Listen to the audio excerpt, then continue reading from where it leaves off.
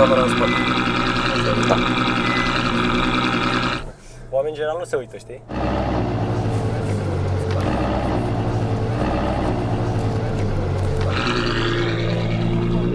Nu toți tinerii se uită la detalii, cum ar fi rezoluția camerei de rear, dar ai văzut, șeptarul are super rezoluție, știi? Da, Șeptarul și ultimele Mercedes-uri. Ai văzut lagajul, nu? La Lamborghini era și mai rău. Lagajul, da. Da. Salut, gajul. Îmi zice Big Brother, când vorbesc cu gajul, așa îmi zice. Când am vorbit cu el, îmi zicea, a crescut cu filmulețele mele, știi? Se felea alea cu M5-ul. L-ai văzut pe ăla? La prima din București? Era mai tare, nu? Mai încet, bă! Mai tare? Era un pic regles, eram și eu mai tânăr, mai nebun. A fost fain, a fost fain. Îi dăm și noi pe drumul ăsta unde nu e, știi? Că până la urmă nu e bine să încurajezi un comportament Da, aici e ok, știi? Mă pun aici pe mijloc? Da, ok, aici pe mijloc și deja Oh. simt emoții pentru că o să experimentăm un launch control. Deci, hai să vedem, o dăm pe race, Da. bun. O lăsăm După pe aia- automat dacă țin bine minte. Da, Apăsăm butonul de launch. launch. Stai, dacă nu e gata Ionuț. Ok, bun, e bine că știu. Deci de aici se deschide, nu? Da. A, e pe electric. Aici zice câți cai are? Poți să mă uit? Da. 541 de kW și greutate 1791? Ăsta nu a fost folosit niciodată. Nu, dar e greu să le legi acolo, să le pui, să le... Și aici să bagi CD-uri, nu? Da. Hai să trec mașina din față și suntem gata de launch control. Pun înapoi. Deci asta va fi cea mai rapidă plecare ever. Să mă țin foarte bine. Aer condiționat off. Punem în race. Manual. N-avem nicio mașină în față, ce și pe launch, s-a auzit o valvă.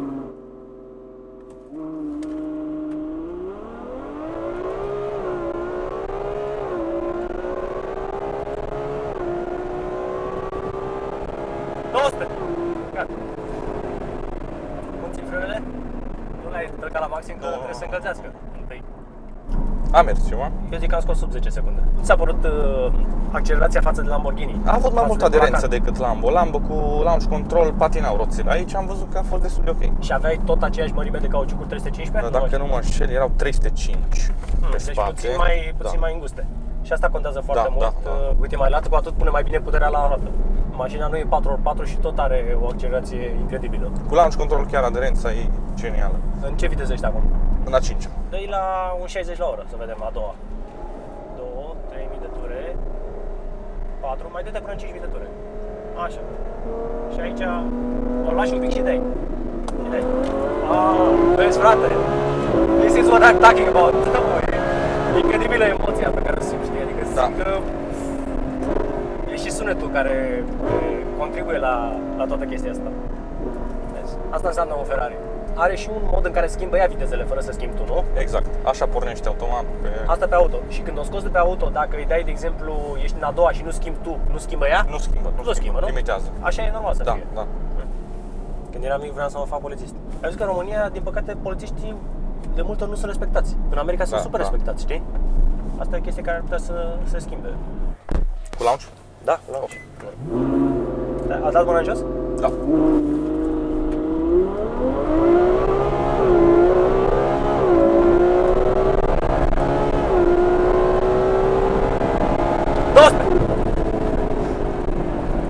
Bun. Acum să mergem pe partea cealaltă și le dăm un test de frânare. Nu mai trebuie să dăm launch control, îi dăm doar test de frânare de la 200 la 0, dacă crezi că e ok. Bun. Da? Facem. Unul de la 200 la 0 și unul de la 100 la 0. Să Două mai teste. încălzim puțin. Da, să mai încălzim puțin frânele, exact. E da, un pic mai brusc. Nu e problemă, am centura. Ok. Da, e bine să ai centura. Trebuie menționat că totuși astea nu sunt cauciucuri de top, nu sunt Michelin Pilot și sunt Yokohama. Sunt Da, ceva sunt mai... Yokohama. Și asta probabil contează. Mai la preț, 200 de lei mai ieftin pe bucată. Am văzut că își fac treaba cât de cât. Poți să faci o plecare fără launch, ca să vedem diferența între launch control și fără launch control. Exact. Știi? Adică e pe race și dai pe auto, așa, direct. Oh, parcă simt mai violentă. Până la 200, ia. 140, 160, 170, 180, 200.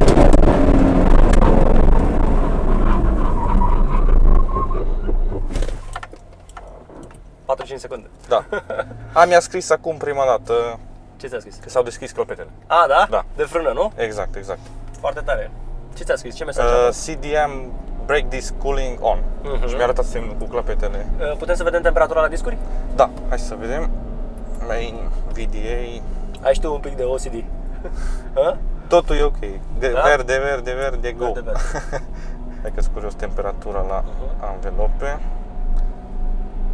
Și la pornire, deci nu s-a schimbat. Ok, dai până la 100 și pune frână de la 100. Nu trebuie să dai să neapărat tare, știi? Lasă-o la 100, o ții la 100 un pic. Gata, la 100. Mamă, Wow. ce... Ia zi, n-ai mai pus la frână? Nu. Niciodată? Eu mașina asta n-am pus o frână așa de puternică. Așa zic și băiatul cu Seatul. Știi care e faza cu aer condiționat? La mașinile vechi, aer condiționat se simte. Uite, Se simte, de la se Corsa simte, aia, dar aici dai seama. nu. La asta de seama, n-ai ce să simți. 0, Îmi ziceau prieteni, de ce nu stingi aer condiționat? Că... Din 740 de cai îți văd încă un cal. Da. M-am pus pentru a doua oară la volan. Punem centurica și reglăm scaunul. N-ai memorii pe scaune, nu? Am. Asta e cheia. Ți-a dat-o cu două chei? Da. Doar la peșodată, Da. nu? Așa. Range 95 cu jumătate Da, de rezervor? pentru că... Că ai avut consum mai simt puternic. că îi dai. Nu are... Nu are ce? Consum. Nu are consum. De ce ar arăta consum? Pe cine interesează, nu? Acum este în modul sport, nu e Da. race. Ok. Vrei să nu mai claxonezi pe unul? Da, Uiți. face așa... N-am mai văzut la nicio mașină claxonă aici. Mașina pornește în sport cu În suspensiile și dacă vrei o pui pe confort. Bun, deci dacă apăs pe butonul ăsta se face confortabil, da? Da. Deci acum sunt cu suspensia pe bumpy road. Da, e un pic mai ok. Un pic Asta e cea mai confortabilă, cred, Da, nu? da. Mai confortabil Bun. de atât nu se poate. Și să o ridicăm de aici, nu? Da. Front lift moving, simt că se ridică mașina de față. Exact. Dacă nu mă înșel, 4 cm pe față. Și pe spate nu? Pe spate cred că nu. Cum ai adus-o din Dubai? Este o firmă în Germania care eu pe mobil am găsit-o de fapt. Era în Berlin mașina Și deja. ai Ei dat- se ocupă de... Ai dat un avans și după aia... Nu, am direct cumpărat. I-am dat toată la M6, i-am dat blanul în mașarier, a scos cârți, știi? Și de aici o scoate din mașarier. Exact. Ca să o pui la liber, tragi ambele capete de dată. Uite, nu știam asta. A întâia să fac o plecare. Vezi că plec, da? Gata? Am emoții.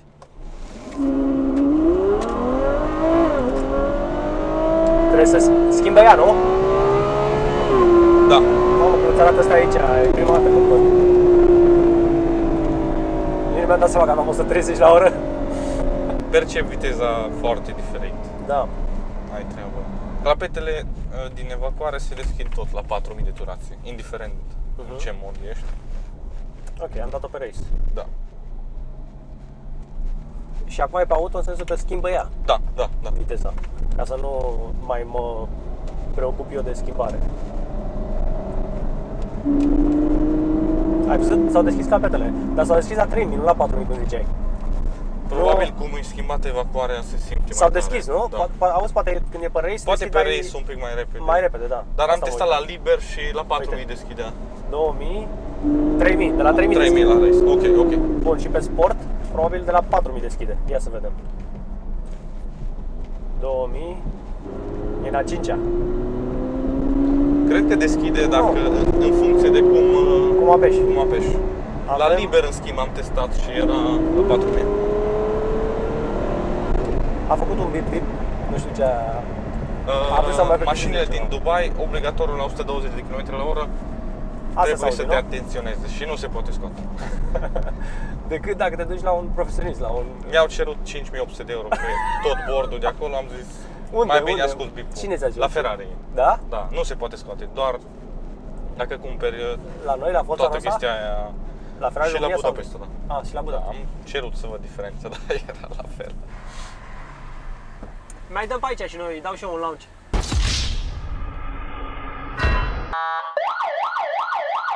Absolut deloc nu se simte schimbarea de viteză. Ai văzut? Da, Te gândi, da. Mașina asta bănuiesc că e făcută ca să fie foarte confortabilă. Exact. Și Drum super lung, rapidă. un tourer. Da.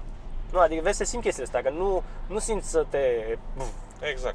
Hai să dăm un launch control. Race, Race. auto, trebuie să-l pui să fie manual. Și o să schimb eu? Nu, o Nu, să schimbe. o să schimbe ea. Fiind launch, schimbă ea. Ok. Sub treaptă trebuie să nu scrie auto. Nu scrie auto. Ok.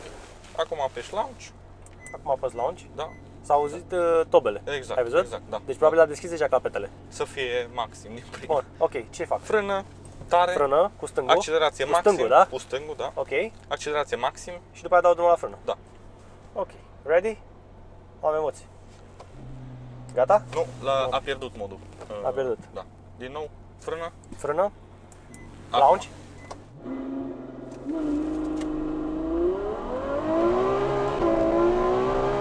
Trebuie să mă opresc la 200. Oh, nu, deci am simțit că pleacă puțin stânga-dreapta și am lăsat-o. Da. Ai Și simțit puțin? Adică am e simțit că pleacă puțin da, stânga-dreapta. Nu, vezi, asta înseamnă să, cum să zic eu mă consider o persoană responsabilă. Adică da. altul ce făcea, îi dădea. Nu, am simțit că mașina la 160, nu știu cât avea, a plecat puțin, am lăsat-o, frate. Asta poate să facă diferența Nu-mi place între... la Ferrari chestia asta. De fapt, treaba a fost din steering. Da? Nu cred că e hidraulic sau cum se numește, e electronic. Steering wheel. Și nu ai controlul așa Nu, am perfect ca la un... Știi cum? E o diferență Ai atât de simțit un fină. pic? E atât de fină diferența aia, dar aia poate să facă diferența să fim în șans sau nu. Da, da, da. Știi, dacă era altul o tăia, dă Exact. frate, plană. Nu, frate, Și adică la nu. Porsche și la Huracan, în schimb, era hidraulică și aveai un feeling ca la BMW al drumului. Parcă era mai exact. sigur Da, pe da. ea, nu? Aici, în schimb, trebuie să știi tu cam unde e. E foarte important să transmitem oamenilor, bă frate, dacă nu ești sigur, dacă n-ai marjă, trebuie să lași întotdeauna marjă. Da, Eu probabil da. nu se întâmpla nimic dacă o călcam, dar de ce să risc? Exact. Nu, frate, nu te riști. Chiar dacă are mașina casco, dar tu n-ai casco, știi? Ca Exact, persoană. exact. Îți dai seama, sunt 740 de cai putere care sunt puși doar pe punta din spate. Exact. La vreo 170 la oră, Da. oricum traction controlul bănuiesc că era activat. Da, da, da. Mi s-ar părea super periculos să scoți toate sistemele și să-i dai blană de la 0 la 200. Cred că la 170 la oră, dacă o calci, ar patina. Sigur, sigur. Asta îmi zicea Andrei, care și-a luat un C63 NGS, i-a pus el o modificare și are 6 de cai. Știa că la 170-180 la oră intră traction control. Exact. Bine, are motor dat de 4 litri, știi, dar Da, e da, turbo. da. Bun, hai să mai încercăm un launch. Mașina are 160-170 la oră, da? 700 de cai, la schimbarea de treaptă poate să pună atâta putere încât te destabilizează. Exact, Și la 170 la oră, dacă ai făcut... Nu, Manevra mai dau o dată, greșită, dar nu, gata, îmi tremură gladiolele. Bun, deci race, Race. scoatem auto, Da. dăm pe launch. Pe Gata. launch, gata.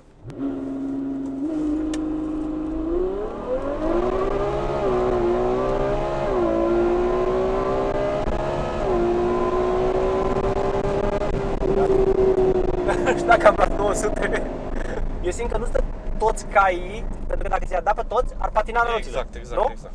Așa Deci simt e și tu, nu? calibrat ca să-ți dea Exact. viteza, să urci cât mai repede în viteză. Pentru că dacă ți-ar dat toți cei 740 de cai într-a întâia și într-a doua, n-ai putea să o ții pe șosea. Clar, clar, clar. Foarte mișto.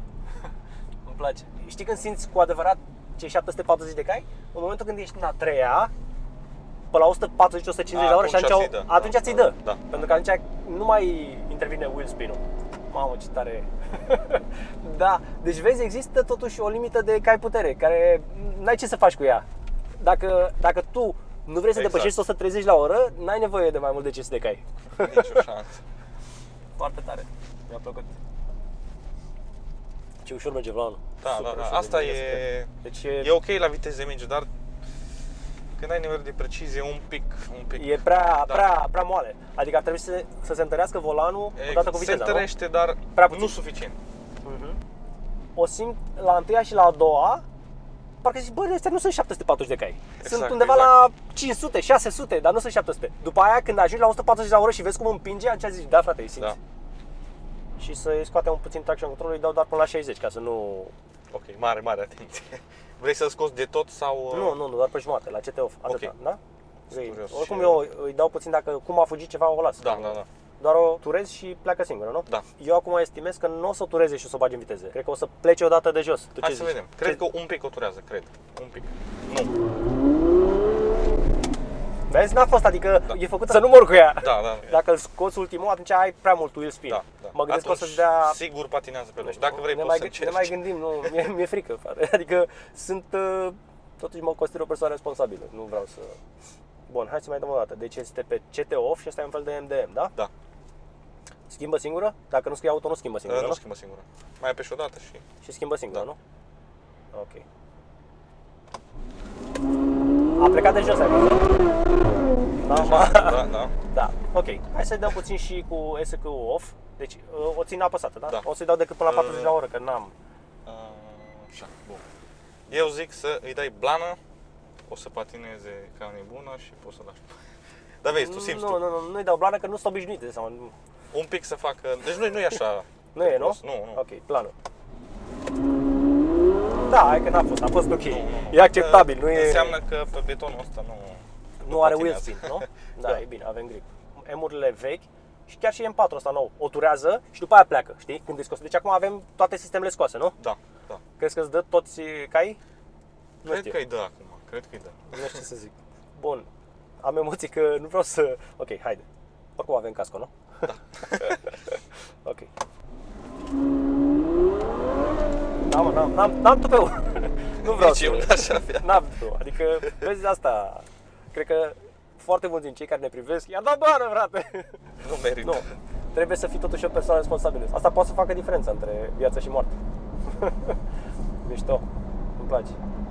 Îi dăm pe manual, pe race, ca să deschidă și îi dăm a doua. Să vedem cum fuge de la a doua. A patra, a treia, a doua. Sau hai și a întâia. A întâia din mers. Da, liniștit. Că ai oricum sistemele, nu? Da. La 4000 de ture. M-a limitat un pic. Da. Adică a intrat un pic TC-ul, Traction Control sau cum se numește, că fiecare producător numește CT sau... CT, oricum. Ăsta, da. Controlul, unul e controlul stabilității care te ajută să, dacă ești într-un derapaj, Da, și ăla mai este, așa și alta este Wheel traction spin-ul. control, adică când pierzi aderență. Da. Ok.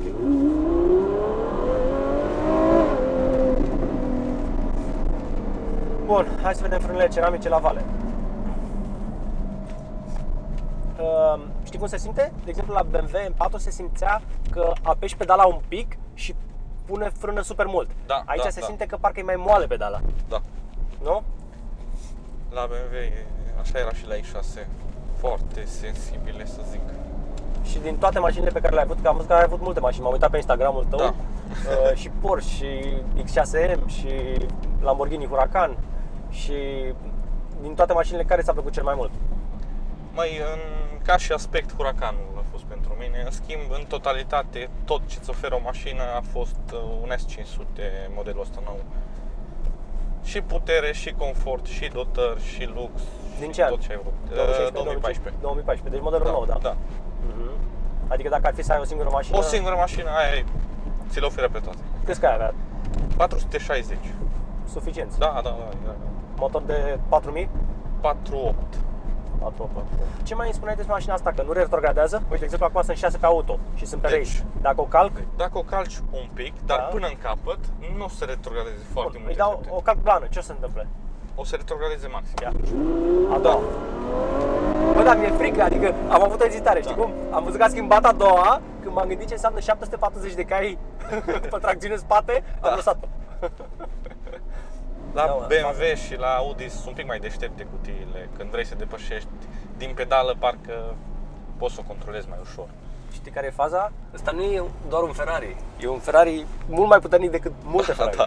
Dintre cele mai rapide Ferrari. La Ferrari, Enzo și 812, da, ăsta Mamă, e deci următorul. e crimă. Acum mergem, ne retragem la depou. O să o las pe race. N-ai stat de multe ori în dreapta, a? Nu, Deci chiar vreau să-ți mulțumesc că m-ai lăsat să o conduc. e o plăcere pentru mine. E premieră, n-am mai făcut vlog cu ea decât filmări așa cu drona, dar Ok, semnal. Deci de aici dam semnal. da. Hai să dăm pe Bumpy Road, de aici. Bumpy Road. Mai apăs o dată și s-a dus semnalul. Da. Ok, deci semnal stânga, semnal dreapta. Ștergătoare, Da. da. Race. Ăsta și aici fază mare, nu? Da. Dacă la peș se pune, dacă îl tragi din spate, e flash. Câte viteze are? 7 sau 8? 7. 7 viteze. Da. Și îmi scrie acolo race, amortizoarele. Nu, race e modul. Race modul. A, nu poți să-l pui pe Bumpy Road. Ba da, uite, Bumpy poți? Road Race. Ok. Mhm. Dar nu-ți mai arată... Da. Pe sport îți arăta un mic. îți arată și aici, suspensia aia lângă race. Da. Ok. Bun, și ce zicea de Muro că e interesant la mașina asta care are cruise control? Da, Ceea ce e neobișnuit pentru da, un Ferrari. e stupid. Ce, cum se folosește, nu? Da. Pit stop-ul ăsta Învârte un pic în dreapta din el. în dreapta. Nu știu, pe race merge? Da, gata, uite că... Ok. Gata. Dar nu poți să controlezi foarte precis Accelerează. să meargă. De exemplu, dacă îl pui pe 90 și urcăm la deal, Nu ține bine. nu ține, o să scadă. Da, uite, și acum crește. Cade, deci... Scade, crește, Exact. nu e foarte precis, nu? Nu, cred că nu e electronic făcut după viteză, e după un alt sistem, nu știu. Uite, acum am pus-o pe 100 la oră, știi? Cred că e după turație, nu după Ok, cum viteză. stă direcția? Trage puțin dreapta. Poate din cauza Posibil, drumului. posibil. Poate din cauza drumului. Vezi? Da. Ok. Un consum aproximativ pentru cei care ne privesc. Deci afară mă interesează. 15, 18, cam așa. 15-18. Alergată un pic, nu mers Da. așa cu o Mers singură. lejer, n-am încercat, dar bănuiesc că scot 12. Știi că sunt unele mașini care închid din cilindri în momentul când... Da, asta nu face, asta nu Asta face. nu face, da. În schimb, Huracanul făcea. Da? Da, da. Uite, vezi? VAG Group s-au gândit la consum. Exact. Și mi-arăta în bord Îți arăta și consumul. 2 cilindri și un tăiat jumătate. Da? V-ul, știi? Și după aia dacă o călcai, își reveneau, nu? Da, și revenea direct. Mhm. Doar la mers constant. Deci- Dar cu Huracanul scăteam 11 în afară. Deci era genial. Da? Și mers ok, Și asta nu sca sub 15, nu? Dacă vrei să mergi decât cu 130, 140, nu. Nu. Ce micuț e ceasul ăsta de accelerație. Da. Bun, suntem la 7 și o calc la fund. O să dea a doua sau... Nu, n-are cum să dea a doua la 90, o să dea a treia. Depinde cum calci pedala. La plană. Cred că a doua. Cred. Ia să vedem. Hai să Plană. A patra. A patra? Da. Asta, da. Și ce sunt chestiile astea de pe aici? Că se aprind niște becuri. Turația de la 4000 în sus, 4, 5, 6, 7. A, da? Fiecare beculeț e o turație, nu? Exact. 1000 de turație. Ia să vedem. Nu s-a aprins beculețul. Da. Acum s-a aprins, la 6000. Bă, avem 180, 6000. frate. Deci e incredibil. Retrogradează singură, vezi? Da. E bestie, frate. Îți simți emoție, știi? Simți cum... Și, bine, e și motorul ăsta care țipă așa 12 Da, cilindri, îți dă adrenalină, știi? Și după aia când te uiți și vezi 180, zici, what the fuck? Da. Da, hai să lăsăm ușor că nu... Mulți din cei care ne urmăresc pe YouTube îți dai seama că ar da plană. Simt că e foarte emoționant când o calci brusc. Deci uite, suntem pe race, nu vine nicio mașină. 150. Știi ce am simțit? Am simțit că exact aceeași chestie, că nu-mi dă toți caii. Mi-i dă treptat. Mi-i dă treptat, știi? Exact. Că dacă ți-ar da 740 de cai, a treia la 120 la oră, ai dansat cu ea pe șosea, în tracție de spate. clar. Poate dacă ar avea 4x4, ar putea să-ți dea toți caii, știi? Că n-ai mai patina. Da. Bine, deși și atunci cred că ar fi un wheel spin. Au același motor 4x4 pe GTC Forluso. GTC? Da, dar e un sistem ciudat făcut, deoarece motorul e în spatele axului din față. Ca și ăsta. Exact. Da. Și nu mai aveau cum să trimită de la cutie puterea în fața motorului. Da, adică și pentru atunci au mai 4x4. pus o cutie de viteze cu 2 trepte în față. Deci Aha. practic cred că e 4x4 doar în Întâia întâia ta- și a doua. Corect. Da. Și atunci ai nevoie, că după Da, aia practic după aia spate suficient. când ai de mult că ai putere, ai nevoie de 4x4 ca să poți să pui puterea la asfalt. Am mers mai frumos și ne-a crescut range-ul de la 80 la 150. Consumă foarte mult în schimb stând în loc. Uite, până și oamenii mai în vârstă se uită pe mașină, vezi? Adică și ei își dau seama că e o mașină mai specială. Ferrari roșu, cine nu cunoaște. Oh, Am mai văzut? da. Nu știu cât aveam, o să vedem pe filmare. Cred că aveam 80 la oră și am simțit wheel spin și cum mă lasă opri la dreapta. Am lăsat-o imediat. S-au speriat oamenii. Cum ar fi să n-ai experiență, să ai 18 ani și să-ți iei mașina asta? Mă întreabă foarte mult, dom'le, ce mașină zici să-mi iau Andy la 18 Da, ani? mi-au scris și mie. Și eu le zic sincer Logan. Tu ce le zici? Golf 4, Golf 5. Fii atent, de ce le zic eu Logan? Pentru că cu cât îți iei prima mașină foarte mișto, cu atât tu câștigi din diferența de la ultima mașină. Da. Dacă tu pornești de jos, de la un Logan, păi și când ți-ai luat un seria 5, de 60 te bucuri. Exact. Dacă exact, tu ai plecat cu prima mașină un Ferrari, da? Atunci e Nu destul mai de ai unde nasol. să mergi. Nu mai ai unde să mergi. Da. Și de asta eu recomand oamenilor să-și ia la început un Logan. Da, sincer, mai ales ăsta nou, Da, e perfect din toate punctele de Exact. vedere. Pentru București, o să facă filmii 18 ani, iau un Logan nou. cea mai bună alegere. Băi, deci foarte tare cum a început să îi joace fundul la 80 la oră. Deci e o bestie, ce să mai... Prea mult ai putere. Parcă aș vrea să schimb, să-i dea 6-a, că parcă stă prea turată la 5-a. Poate de ce e în race? A 6. Da, și asta e. Ia să dau o sport. Sport e cea mai cu minte setare. Da. Adică nu are confort, are doar Nu. sport. Wet e la fel ca sport, doar că nu te lasă să alungi absolut deloc. Da? Cum simte un pic, te blochează. Îți dai seama că dacă e ud pe jos și o dai pe uf. Și dacă vrei să o dai pe neutral, apeși pe amândouă, nu? Da. Poți și din mers. Și din a doua, nu? Da. Uite. Apeși frâna și îi dai întâia. Nu, merge A și mers așa? A mers așa, Ok. da. Bun, bun. Sistem audio. Totuși JBL, nu? Da, e JBL, dar e gen standard la BMW, știi?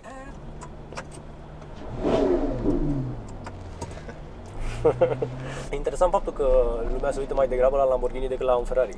Da, se uita mai multă lume. Copiii. Copiii mai ales. Bine, și tu ți-ai luat prima dată un Lamborghini, nu ți-ai luat un Ferrari.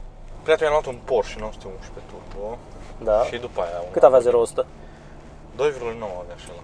Și ăla avea 2,9 și 0-200? 10-11 secunde. Am făcut un test drive în Italia acum 3 ani cu ea și Așa? îmi ziceau că scoate 2,9 secunde 100 doar în condiții optime. Adică de și temperatură să fie un pic aderență. răcoare, anvelopele încălzite. și 0-200 eu zic că scoate sub 10. Sub 10 ar trebui. Și temperatura ne-a ajutat astăzi. Da, da, da. Cred că erau Ok, 18 era grade, optim. cred.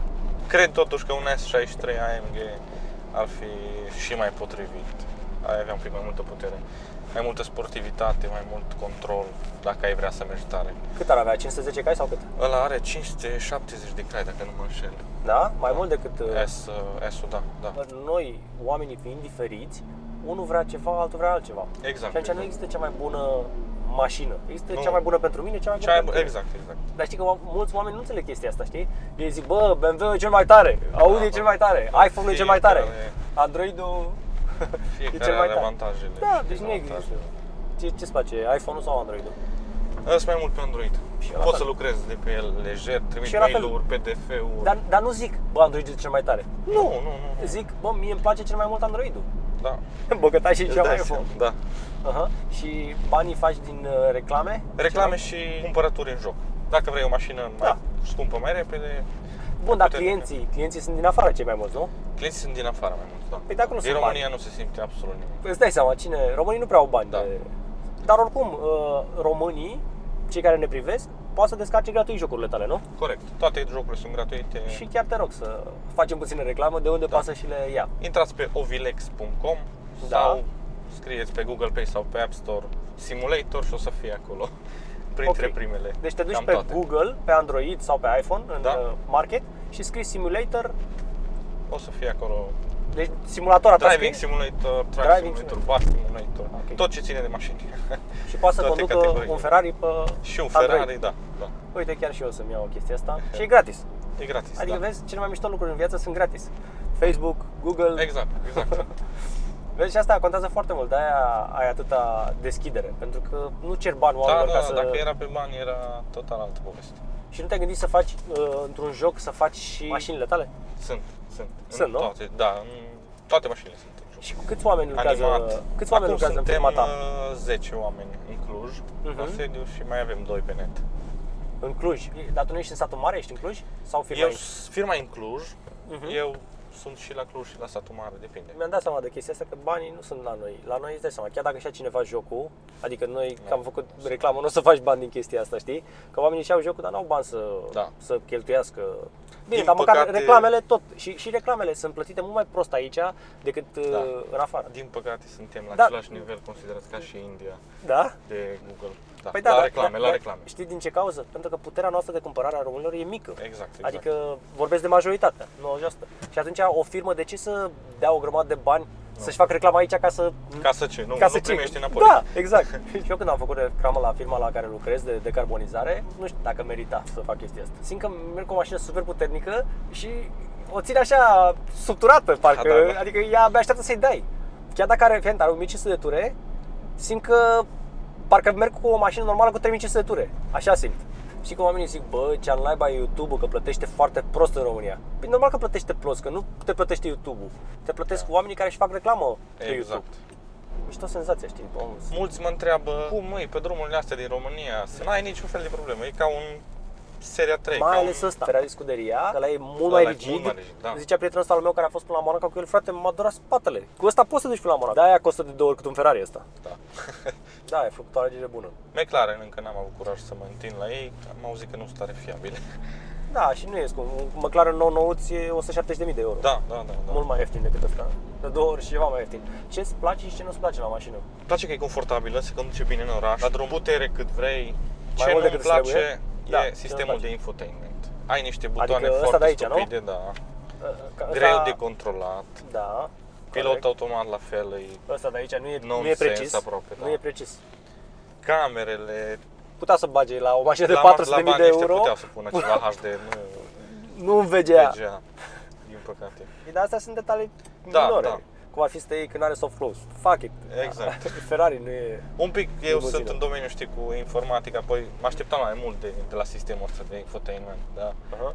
Da, e și tu ai dat o grămadă de bani fără să vezi mașina practic. Te-ai văzut doar pe net. Exact. Am condus odată acum 3 ani, dar Da, în civilizația în care trăim, practic nu ai neapărat nevoie să vezi o mașină, că poți să te uiți la review-uri, poți să te Exact, informezi exact, altfel. exact. Nu trebuie să faci un test drive, știi? Că înainte așa făceam. Mă duc la reprezentanță Da. și fac un test drive cu era mașina. singura șansă. Da, ca să acum știi. vezi pe net, Accesul la informații. Deci dacă dau pe bumpy road, function not available in this magneto position. Deci suntem pe wet. da, și pe aici web pe nu vrea? Nu De vrea, ce da. oare? Nu vrea, dacă dau pe sport, bumpy road. Acum. Poate ea e deja pe bumpy road când o dai pe wet. Posibil. O simți când e rigidă și nu? Da, da. Uite, acum e rigidă pic. sau nu? Trebuie să fie de nivelări.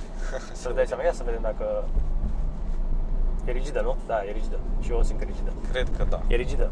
Parcă pe bumpy road simți cum lucrează suspensiile Mai mult. independent. Culisează mai mult Da.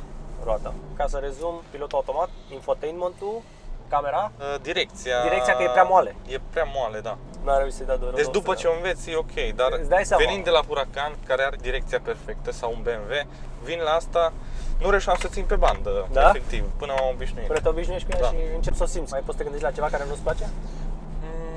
Cam atât. Ia uite, fac poze ăștia de aici.